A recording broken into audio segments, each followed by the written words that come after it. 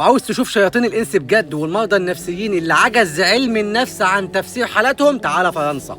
فلو انت والله فرنسا غير اي دولة في العالم. اي حد اتغرب في اي دولة في العالم قسما بالله ويمين يحاسبنا عليه ربنا انتوا ما شفتوا غربة.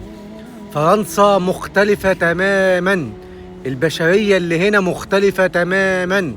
انا حقيقي بقيت احس ان انا مش مصري، حقيقي بحس ان انا جاي من مصر غير الناس هنا منها. حاسس ان انا من مصر دولة تانية. اتربينا في مصر على عادات وتقاليد واصول وعرف محترمة جدا.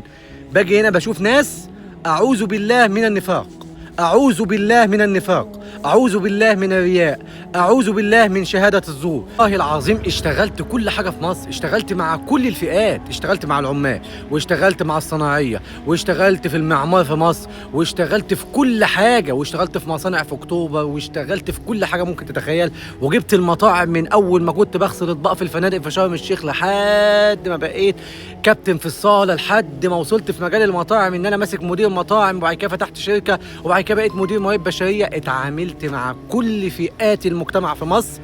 انتوا ملايكة والله العظيم. اي اسفين بتاخده في مصر فانت عايش وسط ملايكة، لكن البشرية اللي هنا غير. ما تثقوش في حد قسما بالله. النفاق هنا مع الناس زي صباح الخير، وتغيير الكلام وتبديله وتحويل الكلام. انت ممكن تبعت لواحد رساله تقول له ازيك اني احبك في الله، يروح يوصلها للناس يكتبها على حته تانية ان انت قلت له انا بكرهك. هو يوصلها كده عشان يكره الناس فيك باي طريقه. باصين لبعض في رزق بعض. اقول لكم على حاجه، هنا في فرنسا نزلت مره فيديو واقول للناس، في واحد صاحبي باترون ناس جاب ناس يشتغلوا معاه، راحوا لصاحب الشغل قالوا له ناخد الشغل منك بسعر اقل. فبحكي التجربه بقول عيب كده لما تسرقوا شغل بعض. لقيت ناس كتير جدا بتقول لي ده الطبيعي في فرنسا، الطبيعي نسرق شغل بعض، الطبيعي نحارب بعض في اكل ورزق بعض، ده الطبيعي عندكم. انت عايش في اي دوله في العالم احمد ربنا، ما تقوليش انت متغرب. فرنسا مختلفه تماما. الحرب هنا صعبه جدا لو ما عندكش الكاريزما. وعندك هنا الناس كلها عاوزاك تبقى دايما عبد للباترون اللي هو صاحب الشغل. هنا الناس هتحسسك ان الباترون ده بايده الارزاق وهو اللي بيرزق مش ربنا. قسما بالله بيحطوا في عقل الشباب ان ربنا ده مش موجود، ربنا ده ما بيرزقش.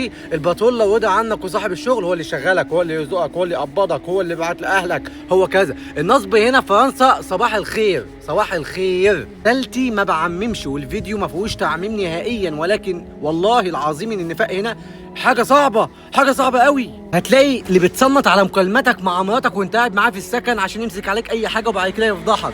هتلاقي اللي يعرف اسرارك وينقلها بلدك. هتلاقي نفسك اشتريت حاجه بلدك كلها في مصر عرفت وانت قاعد مكانك وانت ما قلتش لحد انك شاري اي حاجه. تلاقي كل حاجه بتتنقل وما تعرفش من مين وازاي وليه. تلاقيه بياكل معاك عيش وملح وبيطلع كل حاجه وبيتكلم عليك. تلاقيكوا كذا واحد كده في السكن الا من رحم ربي، ده يتكلم وده يتكلم وده يوقع وده يوقع وده ينقل وده ينقل عشان يخربوا الدنيا كلها، وهو شيطان واحد بس اللي في النص. وممكن يكون اتنين كويسين بس ما بينهم شيطان في النص. وعاوز تشوف شياطين الانس بجد والمرضى النفسيين اللي عجز علم النفس عن تفسير حالاتهم؟ تعالى فرنسا. فلو انت متغرب في اي دوله في العالم فتاكد ان انت في مكان واللي في فرنسا في مكان تاني. فربنا يكون في عون كل شاب محترم في فرنسا ياكل عيشه بالحلال، ربنا يكون في كل راجل محترم عايش هنا وبيحاول يمشيها بالحلال، ربنا يكون في عون كل واحد هنا محترم عنده عادات وتقاليد واصل وثقافه محترمه. والله العظيم في سؤال دايما بساله لنفسي، انا مصري وعشت حياتي كلها في مصر. الناس دي عمري في حياتي ما شفتها في مصر. الناس اللي بشوفها في فرنسا دي عمري ما قابلتها في مصر.